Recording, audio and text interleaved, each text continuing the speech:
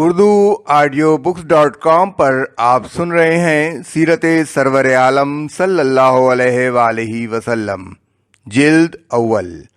تالیف مولانا سید ابوالعلا مودودی، آواز وجیح احمد صدیقی، پروڈیوسر اظہر نیاز۔ انجیل یوحنا کی عبارات۔ اب وہ پیشگوئیاں دیکھیے جو انجیل یوحنا میں مسلسل باب 14 سے 16 تک منقول ہوئی ہیں، اور میں باپ سے درخواست کروں گا تو وہ تمہیں دوسرا مددگار بخشے گا کہ ابد تک تمہارے ساتھ رہے، یعنی روح حق، جسے دنیا حاصل نہیں کر سکتی کیونکہ نہ اسے دیکھتی ہے نہ جانتی ہے۔ تم اسے جانتے ہو کیونکہ وہ تمہارے ساتھ رہتا ہے اور تمہارے اندر ہے۔ باب 14 آیات 16 تا 17۔ میں نے یہ باتیں تمہارے ساتھ رہ کر تم سے کہیں، لیکن مددگار یعنی روح القدس جسے باپ میرے نام سے بھیجے گا، وہی تمہیں سب باتیں سکھائے گا، اور جو کچھ میں نے تم سے کہا ہے وہ سب تمہیں یاد دلائے گا۔ باب 14 آیات 25 تا 26۔ اس کے بعد میں تم سے بہت سی باتیں نہ کروں گا، کیونکہ دنیا کا سردار آتا ہے اور مجھ میں اس کا کچھ نہیں۔ باب 14 آیت 30۔ لیکن جب وہ مددگار آئے گا جس کو میں تمہارے پاس باپ کی طرف سے بھیجوں گا، یعنی سچائی کا روح جو باپ سے صادر ہوتا ہے، تو وہ میری گواہی دے گا۔ باب 15 آیت 26۔ لیکن میں تم سے سچ کہتا ہوں کہ میرا جانا تمہارے لیے فائدہ مند ہے، کیونکہ اگر میں نہ جاؤں گا تو وہ مددگار تمہارے پاس نہ آئے گا، لیکن اگر جاؤں گا تو اسے تمہارے پاس بھیج دوں گا۔ باب 16 آیت 7۔ مجھے تم سے اور بھی بہت سی باتیں کہنا ہے، مگر اب تم ان کی برداشت نہیں کر سکتے، لیکن جب وہ یعنی سچائی کا روح آئے گا تو تم کو تمام سچائی کی راہ دکھائے گا، اس لیے کہ وہ اپنی طرف سے نہ کہے گا، لیکن جو کچھ سنے گا وہی کہے گا، اور تمہیں آئندہ کی خبریں دے گا۔ وہ میرا جلال ظاہر کرے گا، اس لیے کہ مجھ ہی سے حاصل کر کے تمہیں خبریں دے گا۔ جو کچھ باپ کا ہے وہ سب میرا ہے، اس لیے میں نے کہا کہ وہ مجھ ہی سے حاصل کرتا ہے اور تمہیں خبریں دے گا۔ باب 16 آیات 12 تا 15۔ متذکرہ عبارات کے مفہوم کا تعین۔ ان عبارتوں کے معنی متعین کرنے کے لیے سب سے پہلے یہ جاننا ضروری ہے کہ مسیح علیہ السلام اور ان کے ہم عصر اہل فلسطین کی عام زبان آرامی زبان کی وہ بولی تھی جسے سریانی کہا جاتا ہے۔ مسیح علیہ السلام کی پیدائش سے 200-250 برس پہلے ہی سلوقی اقتدار کے زمانے میں اس علاقے سے عبرانی رخصت ہو چکی تھی اور سریانی نے اس کی جگہ لے لی تھی۔ اگرچہ سلوقی اور پھر رومی سلطنتوں کے اثر سے یونانی زبان بھی اس علاقے میں پہنچ گئی تھی، مگر وہ صرف اس طبقے تک محدود رہی جو سرکار دربار میں رسائی پا کر یا رسائی حاصل کرنے کی خاطر یونانیت زدہ ہو گیا تھا۔ فلسطین کے عام لوگ سریانی کی ایک خاص بولی استعمال کرتے تھے، جس کے لہجے اور تلفظات اور محاورات دمشق کے علاقے میں بولی جانے والی سریانی سے مختلف تھے، اور اس ملک کے عوام یونانی سے اس قدر ناواقف تھے کہ جب سن 70 عیسوی میں یروشلم پر قبضہ کرنے کے بعد رومی جنرل تیتس نے اہل یروشلم کو یونانی میں خطاب کیا تو اس کا سریانی زبان میں ترجمہ کرنا پڑا۔ اس سے یہ بات خود بخود ظاہر ہوتی ہے کہ حضرت مسیح علیہ السلام نے اپنے شاگردوں سے جو کچھ کہا تھا وہ لامحالہ سریانی زبان ہی میں ہوگا۔ دوسری بات یہ جاننی ضروری ہے کہ بائبل کی چاروں انجیلیں ان یونانی بولنے والے عیسائیوں کی لکھی ہوئی ہیں جو حضرت عیسیٰ علیہ السلام کے بعد اس مذہب میں داخل ہوئے تھے۔ ان تک حضرت عیسیٰ علیہ السلام کے اقوال و اعمال کی تفصیلات سریانی بولنے والے عیسائیوں کے ذریعے سے کسی تحریر کی صورت میں نہیں بلکہ زبانی روایات کی شکل میں پہنچی تھیں، اور ان سریانی روایات کو انہوں نے اپنی زبان میں ترجمہ کر کے درج کیا تھا۔ ان میں سے کوئی انجیل بھی 70 سے پہلے کی لکھی ہوئی نہیں ہے، اور انجیل یوحنا تو حضرت عیسیٰ کے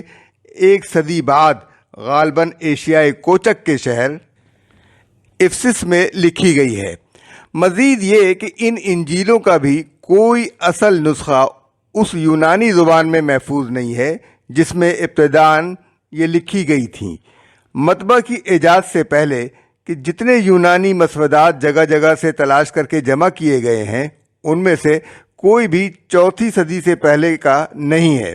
اس لیے یہ کہنا مشکل ہے کہ 3 صدیوں کے دوران میں ان کے اندر کیا کچھ رد و بدل ہوئے ہوں گے۔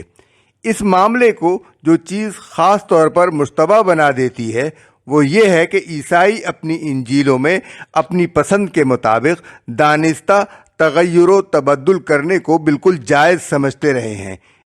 انسائکلوپیڈیا بریٹانیکا کے مضمون بائبل کا مصنف لکھتا ہے، اناجیل میں ایسے نمایاں تغیرات دانستہ کیے گئے ہیں جیسے مثلاً بعض پوری عبارتوں کو کسی دوسرے ماخذ سے لے کر کتاب میں شامل کر دینا۔ یہ تغیرات صریحاً کچھ ایسے لوگوں نے بالقصد کیے ہیں جنہیں اصل کتاب کے اندر شامل کرنے کے لیے کہیں سے کوئی مواد مل گیا اور وہ اپنے آپ کو اس کا مجاز سمجھتے رہے کہ کتاب کو بہتر یا زیادہ مفید بنانے کے لیے اس کے اندر اپنی طرف سے اس مواد کا اضافہ کر دیں۔ بہت سے اضافے 2 صدی ہی میں ہو گئے تھے اور کچھ نہیں معلوم کہ ان کا ماخذ کیا تھا۔ اس صورتحال میں قطعی طور پر یہ کہنا بہت مشکل ہے کہ انجیلوں میں حضرت عیسیٰ علیہ السلام کے جو اقوال ہمیں ملتے ہیں وہ بالکل ٹھیک نقل ہوئے ہیں اور ان کے اندر کوئی رد و بدل نہیں ہوا ہے۔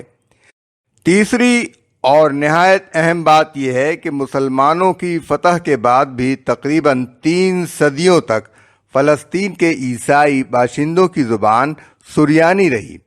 اور کہیں 9ویں صدی عیسوی میں جا کر عربی زبان نے اس کی جگہ لی۔ ان سریانی بولنے والے اہل فلسطین کے ذریعے سے عیسائی روایات کے متعلق جو معلومات ابتدائی 3 صدیوں کے مسلمان علماء کو حاصل ہوئیں وہ ان لوگوں کی معلومات کی بنسبت زیادہ معتبر ہونی چاہیے جنہیں سریانی سے یونانی اور پھر یونانی سے لاطینی زبانوں میں ترجمہ در ترجمہ ہو کر یہ معلومات پہنچیں، کیونکہ مسیح علیہ السلام کی زبان سے نکلے ہوئے اصل سریانی الفاظ ان کے ہاں محفوظ رہنے کے زیادہ امکانات تھے۔ وہ دنیا کا سردار ہوگا۔ ان ناقابل انکار تاریخی حقائق کو نگاہ میں رکھ کر دیکھیے کہ انجیل یوحنا کی مذکورہ بالا عبارات میں حضرت عیسیٰ علیہ السلام اپنے بعد ایک آنے والے کی خبر دے رہے ہیں جس کے متعلق وہ کہتے ہیں کہ وہ دنیا کا سردار،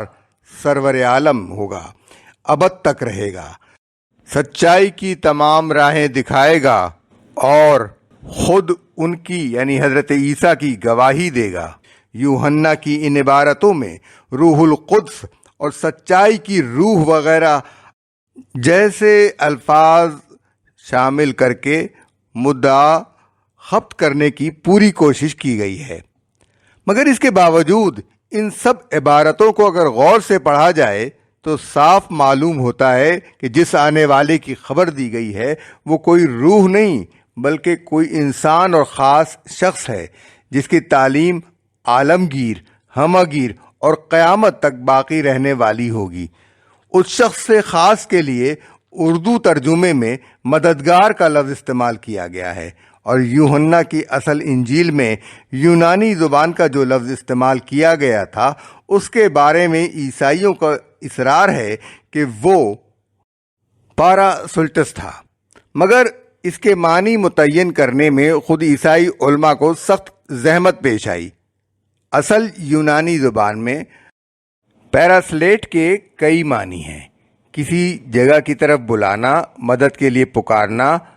انداز و تنبیہ، ترغیب، اکسانا، التجا کرنا، دعا مانگنا۔ یہ لفظ ہیلینی مفہوم میں یہ معنی دیتا ہے تسلی دینا، تسکین بخشنا، ہمت افزائی کرنا۔ بائبل میں اس لفظ کو جہاں جہاں استعمال کیا گیا ہے ان سب مقامات پر اس کے کوئی معنی بھی ٹھیک نہیں بیٹھتے، اور ایجن نے کہیں اس کا ترجمہ کنسولیٹر کیا ہے اور کہیں ڈپریکیٹر، مگر دوسرے مفسرین نے ان دونوں ترجموں کو رد کر دیا، کیونکہ اول تو یہ یونانی گرامر کے لحاظ سے صحیح نہیں ہے، دوسرے تمام عبارتوں میں جہاں یہ لفظ آیا ہے یہ معنی نہیں چلتے۔ بعض اور مترجمین نے اس کا ترجمہ ٹیچر کیا ہے، مگر یونانی زبان کے استعمالات سے یہ معنی بھی اخذ نہیں کیے جا سکتے۔ ترتولیان اور آگسٹائن نے لفظ ایڈوکیٹ کو ترجیح دی ہے، اور بعض لوگوں نے اسسٹنٹ اور کمفرٹر اور کنسولر وغیرہ الفاظ اختیار کیے ہیں۔ ملاحظہ ہو سائیکلوپیڈیا آف ببلیکل لٹریچر، لفظ پیریکلیٹس۔ اب دلچسپ بات یہ ہے کہ یونانی زبان ہی میں ایک دوسرا لفظ پیریسلائٹس موجود ہے، جس کے معنی ہے تعریف کیا ہوا۔ یہ لفظ بالکل محمد صلی اللہ علیہ وآلہ وسلم کے نام کے ہم معنی ہے، اور تلفظ میں اور اس کے پیراسلائٹس کے درمیان بڑی مشابہت پائی جاتی ہے۔ کیا بعید ہے کہ جو مسیحی حضرات اپنی مذہبی کتابوں میں اپنی مرضی اور پسند کے مطابق بے تکلف رد و بدل کرنے کے خوگر رہے ہوں، انہوں نے یوحنا کی نقل کردہ پیشگوئی کے اس لفظ کو اپنے عقیدے کے خلاف پڑتا دیکھ کر اس کے املا میں ذرا سا تغیر کر دیا۔ اس کی پڑتال کرنے کے لیے یوحنا کی لکھی ہوئی ابتدائی یونانی انجیل بھی کہیں موجود نہیں ہے، جس سے یہ تحقیق کیا جا سکے کہ وہاں ان دونوں الفاظ میں سے دراصل کون سا لفظ استعمال کیا گیا تھا۔ منہمنہ۔ لیکن فیصلہ اس پر بھی موقوف نہیں ہے کہ یوحنا نے یونانی زبان میں دراصل کون سا لفظ لکھا تھا، کیونکہ بہرحال وہ بھی ترجمہ ہی تھا، اور حضرت مسیح علیہ السلام کی زبان جیسا کہ اوپر ہم بیان کر چکے ہیں فلسطین کی سریانی تھی۔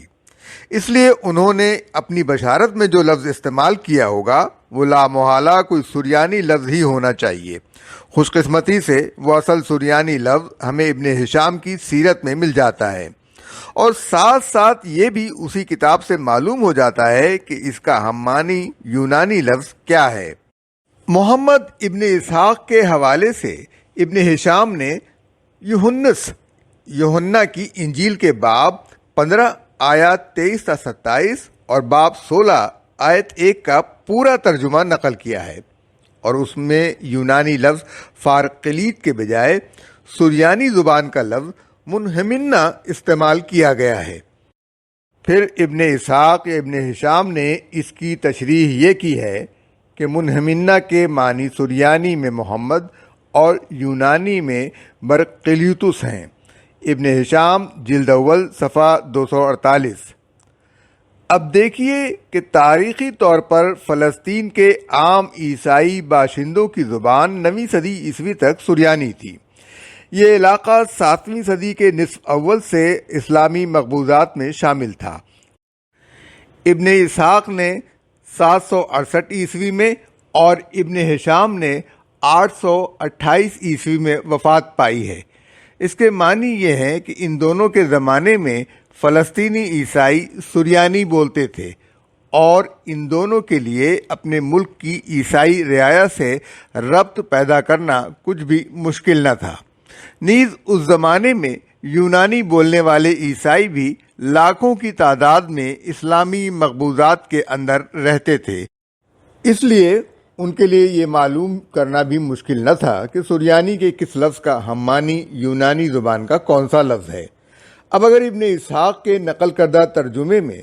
سریانی لفظ منہمنہ استعمال ہوا ہے، اور ابن اسحاق یا ابن ہشام نے اس کی تشریح یہ کی ہے کہ عربی میں اس کا ہم معنی لفظ محمد اور یونانی میں برقلیتس ہے، تو اس امر میں کسی شک کی گنجائش نہیں رہ جاتی کہ حضرت عیسیٰ علیہ السلام نے حضور صلی اللہ علیہ وآلہ وسلم کا نام مبارک لے کر آپ صلی اللہ علیہ وآلہ وسلم ہی کے آنے کی بشارت دی تھی۔ اور ساتھ ساتھ یہ بھی معلوم ہو جاتا ہے کہ یوحنا کی یونانی انجیل میں دراصل لفظ پیریسلائٹس استعمال ہوا تھا، جسے عیسائی حضرات نے بعد میں کسی وقت پیراسلٹس سے بدل دیا۔ نجاشی کی شہادت یعنی نجاشی کی گواہی۔ اس سے بھی قدیم تر تاریخی شہادت حضرت عبداللہ بن مسعود کی یہ روایت ہے کہ مہاجرین حبشہ کو جب نجاشی نے اپنے دربار میں بلایا اور حضرت جعفر ابن ابی طالب رضی اللہ عنہ سے رسول اللہ صلی اللہ علیہ وآلہ وسلم کی تعلیمات سنی تو اس نے کہا، مرحبا تم کو اور اس ہستی کو جس کے ہاں سے تم آئے ہو۔ میں گواہی دیتا ہوں کہ وہ اللہ کے رسول ہیں اور وہی ہیں جن کا ذکر ہم انجیل میں پاتے ہیں، اور وہی ہیں جن کی بشارت عیسیٰ ابن مریم نے دی تھی۔ یہ قصہ احادیث میں خود حضرت جعفر رضی اللہ عنہ اور ام سلمہ رضی اللہ عنہا سے بھی منقول ہوا ہے۔ اس سے نہ صرف یہ ثابت ہوتا ہے کہ 7ویں صدی کے آغاز میں نجاشی کو یہ معلوم تھا کہ حضرت عیسیٰ علیہ السلام ایک نبی کی پیشگوئی کر گئے ہیں، بلکہ یہ بھی ثابت ہوتا ہے کہ اس نبی کی ایسی صاف نشاندہی انجیل میں موجود تھی جس کی وجہ سے نجاشی کو یہ رائے قائم کرنے میں کوئی تامل نہ ہوا کہ محمد صلی اللہ علیہ وآلہ وسلم ہی وہ نبی ہیں۔ البتہ اس روایت سے یہ نہیں معلوم ہوتا کہ حضرت عیسیٰ کی اس بشارت کے متعلق نجاشی کا ذریعہ معلومات یہی انجیل یوحنا تھی یا کوئی اور ذریعہ بھی اس کو جاننے کا اس وقت موجود تھا۔ انجیل برناباس۔ حقیقت یہ ہے کہ صرف رسول اللہ صلی اللہ علیہ وآلہ وسلم کے بارے میں حضرت عیسیٰ کی پیشن گوئیوں کو نہیں، خود حضرت عیسیٰ علیہ السلام کے اپنے صحیح حالات اور آپ کی اصل تعلیمات کو جاننے کا بھی معتبر ذریعہ وہ 4 انجیلیں نہیں ہیں جن کو مسیحی کلیسا نے معتبر و مسلم اناجیل قرار دے رکھا ہے، بلکہ اس کا زیادہ قابل اعتماد ذریعہ وہ انجیل برناباس ہے جسے کلیسا غیر قانونی اور مشکوک الصحت کہتا ہے۔ عیسائیوں نے اسے چھپانے کا بڑا اہتمام کیا ہے، صدیوں تک یہ دنیا سے ناپید رہی ہے۔ 16ویں صدی میں اس کے اطالوی ترجمے کا صرف ایک نسخہ پوپ سکسٹس کے کتب خانے میں پایا جاتا تھا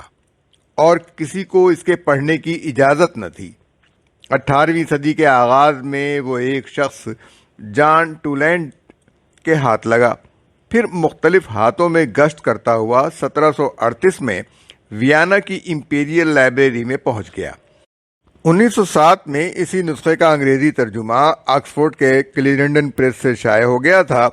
مگر غالباً اس کی اشاعت کے بعد فوراً ہی عیسائی دنیا میں یہ احساس پیدا ہو گیا کہ یہ کتاب تو اس مذہب کی جڑ ہی کاٹے دے رہی ہے جسے حضرت عیسیٰ علیہ السلام کے نام سے منسوب کیا جاتا ہے۔ اس لیے اس کے مطبوع نسخے کسی خاص تدبیر سے غائب کر دیے گئے اور پھر کبھی اس کی اشاعت کی نوبت نہ آ سکی۔ دوسرا ایک نسخہ اسی اطالوی ترجمے سے اسپینی زبان میں منتقل کیا ہوا 18ویں صدی میں پایا جاتا تھا، جس کا ذکر جارج سیل نے اپنے انگریزی ترجمہ قرآن کے مقدمے میں کیا ہے، مگر وہ بھی کہیں غائب کر دیا گیا اور آج اس کا بھی کہیں پتہ نشان نہیں ملتا۔ مجھے آکسفورڈ سے شائع شدہ انگریزی ترجمے کی ایک فوٹو اسٹیٹ کاپی دیکھنے کا اتفاق ہوا ہے اور میں نے اسے لفظ بلفظ پڑھا ہے۔ میرا احساس یہ ہے کہ یہ ایک بہت بڑی نعمت ہے جس سے عیسائیوں نے محض تعصب اور ضد کی بنا پر اپنے آپ کو محروم کر رکھا ہے۔ مسیحی لٹریچر میں اس انجیل کا جہاں کہیں ذکر آتا ہے اسے یہ کہہ کر رد کر دیا جاتا ہے کہ یہ ایک جعلی انجیل ہے جسے شاید کسی مسلمان نے تصنیف کر کے برناباس کی طرف منسوب کر دیا ہے، لیکن یہ ایک بہت بڑا جھوٹ ہے جو صرف اس بنا پر بول دیا گیا ہے کہ اس میں جگہ جگہ بصراحت نبی صلی اللہ علیہ وآلہ وسلم کے متعلق پیشن گوئیاں ملتی ہیں۔ اول تو اس انجیل کو پڑھنے ہی سے صاف معلوم ہو جاتا ہے کہ یہ کتاب کسی مسلمان کی تصنیف کردہ نہیں ہو سکتی۔ دوسرے، اگر یہ کسی مسلمان نے لکھی ہوتی تو مسلمانوں میں یہ کثرت سے پھیلی ہوئی ہوتی اور علماء اسلام کی تصانیف میں بکثرت اس کا ذکر پایا جاتا، مگر یہاں صورتحال یہ ہے کہ جارج سیل کے انگریزی مقدمہ قرآن سے پہلے مسلمانوں کو سرے سے اس کے وجود تک کا علم نہ تھا۔ طبری، یعقوبی، مسعودی، البیرونی، ابن حزم، ابن تیمیہ اور دوسرے مصنفین جو مسلمانوں میں مسیحی لٹریچر پر وسیع اطلاع رکھنے والے تھے، ان میں سے کسی کے ہاں بھی مسیحی مذہب پر بحث کرتے ہوئے انجیل برناباس کی طرف اشارہ تک نہیں ملتا۔ دنیا اسلام کے کتب خانوں میں جو کتابیں پائی جاتی تھیں ان کی بہترین فہرستیں ابن ندیم کی الفہرست اور حاجی خلیفہ کی کشف الظنون ہیں، اور وہ بھی اس کے ذکر سے خالی ہیں۔ 19ویں صدی سے پہلے کسی مسلمان عالم نے انجیل برناباس کا نام تک نہیں لیا ہے۔ تیسری اور سب سے بڑی دلیل اس بات کے جھوٹ ہونے کی یہ ہے کہ نبی صلی اللہ علیہ وآلہ وسلم کی پیدائش سے بھی 75 سال پہلے پوپ گلائسس اول کے زمانے میں بدعقیدہ اور گمراہ کن کتابوں کی جو فہرست مرتب کی گئی تھی اور ایک پاپائی فتوے کے ذریعے جن کا پڑھنا ممنوع کر دیا گیا تھا، ان میں انجیل برناباس بھی شامل تھی۔ سوال یہ ہے کہ اس وقت کون سا مسلمان تھا جس نے یہ جعلی انجیل تیار کی تھی؟ انجیل برناباس کا تعارف۔ قبل اس کے کہ اس انجیل سے نبی صلی اللہ علیہ وآلہ وسلم کے متعلق حضرت عیسیٰ علیہ السلام کی بشارتیں نقل کی جائیں، اس کا مختصر تعارف کرا دینا ضروری ہے تاکہ اس کی اہمیت معلوم ہو جائے اور یہ بھی سمجھ میں آ جائے کہ عیسائی حضرات اس سے اتنے ناراض کیوں ہیں۔ بائبل میں جو 4 انجیلیں قانونی اور معتبر قرار دے کر شامل کی گئی ہیں، ان میں سے کسی کا لکھنے والا بھی حضرت عیسیٰ علیہ السلام کا صحابی نہ تھا، اور ان میں سے کسی نے یہ دعویٰ بھی نہیں کیا کہ اس نے حضرت عیسیٰ کے صحابیوں سے حاصل کردہ معلومات اپنی انجیل میں درج کی ہیں۔ جن ذرائع سے ان لوگوں نے معلومات حاصل کی ہیں ان کا کوئی حوالہ انہوں نے نہیں دیا ہے جس سے یہ پتہ چل سکے کہ راوی نے آیا وہ خود واقعات دیکھے اور وہ اقوال سنے ہیں جنہیں وہ بیان کر رہا ہے، یا ایک چند واسطوں سے یہ باتیں اسے پہنچی ہیں۔ بخلاف اس کے انجیل برناباس کا مصنف کہتا ہے کہ میں مسیح علیہ السلام کے اولین 12 حواریوں میں سے ایک ہوں، شروع سے آخر وقت تک مسیح علیہ السلام کے ساتھ رہا ہوں اور اپنی آنکھوں دیکھے واقعات اور کانوں سنے اقوال اس کتاب میں درج کر رہا ہوں۔ یہی نہیں بلکہ کتاب کے آخر میں وہ کہتا ہے کہ دنیا سے رخصت ہوتے ہوئے حضرت مسیح علیہ السلام نے مجھ سے فرمایا تھا کہ میرے متعلق جو غلط فہمیاں لوگوں میں پھیل گئی ہیں ان کو صاف کرنا اور صحیح حالات دنیا کے سامنے لانا تیری ذمہ داری ہے۔ یہ برناباس کون تھا؟ بائبل کی کتاب اعمال میں بڑی کثرت سے اس نام کے ایک شخص کا ذکر آتا ہے جو قبرص کے ایک یہودی خاندان سے تعلق رکھتا تھا۔ مسیحیت کی تبلیغ اور پیروان مسیح کی مدد و اعانت کے سلسلے میں اس کی خدمات کی بڑی تعریف کی گئی ہے، مگر کہیں یہ نہیں بتایا گیا ہے کہ وہ کب دین مسیح میں داخل ہوا، اور ابتدائی 12 حواریوں کی جو فہرست 3 انجیلوں میں دی گئی ہے اس میں بھی کہیں اس کا نام درج نہیں ہے۔ اس لیے یہ نہیں کہا جا سکتا کہ اس انجیل کا مصنف وہی برناباس ہے یا کوئی اور۔ متی اور مرقس نے حواریوں کی جو فہرست دی ہے، برناباس کی دی ہوئی فہرست اس سے صرف 2 ناموں میں مختلف ہے۔ ایک توما جس کے بجائے برناباس خود اپنا نام دے رہا ہے، دوسرا شمعون قنافی جس کی جگہ وہ یہودا بن یعقوب کا نام لیتا ہے۔ لوقا کی انجیل میں یہ دوسرا نام بھی موجود ہے، اس لیے یہ قیاس کرنا صحیح ہوگا کہ بعد میں کسی وقت صرف برناباس کو حواریوں سے خارج کرنے کے لیے توما کا نام داخل کیا گیا ہے تاکہ اس کی انجیل سے پیچھا چھڑایا جا سکے، اور اس طرح کے تغیرات اپنی مذہبی کتابوں میں کر لینا ان حضرات کے ہاں کوئی ناجائز کام نہیں رہا ہے۔ اس انجیل کو اگر کوئی شخص تعصب کے بغیر کھلی آنکھوں سے پڑھے اور نئے عہد نامے کی چاروں انجیلوں سے اس کا مقابلہ کرے تو وہ یہ محسوس کیے بغیر نہیں رہ سکتا کہ یہ ان چاروں سے بدرجہ برتر ہے۔ اس میں حضرت عیسیٰ علیہ السلام کے حالات زیادہ تفصیل کے ساتھ بیان ہوئے ہیں اور اس طرح بیان ہوئے ہیں جیسے کوئی شخص فی الواقع وہاں سب کچھ دیکھ رہا تھا اور ان واقعات میں خود شریک تھا۔ چاروں انجیلوں کی بے ربط داستانوں کے مقابلے میں یہ تاریخی بیان زیادہ مربوط بھی ہے اور اس سے سلسلہ واقعات بھی زیادہ اچھی طرح سمجھ میں آتا ہے۔ حضرت عیسیٰ علیہ السلام کی تعلیمات اس میں چاروں انجیلوں کی بنسبت زیادہ واضح اور مفصل اور مؤثر طریقے سے بیان ہوئی ہیں۔ توحید کی تعلیم، شرک کی تردید، صفات باری تعالیٰ، عبادات کی روح اور اخلاق فاضلہ کے مضامین اس میں بڑے ہی پرزور اور مدلل اور مفصل ہیں، جن کی سبق آموز تمثیلات کے پیرائے میں مسیح نے یہ مضامین بیان کیے ہیں۔ ان کا عشر اشیر بھی چاروں انجیلوں میں نہیں پایا جاتا۔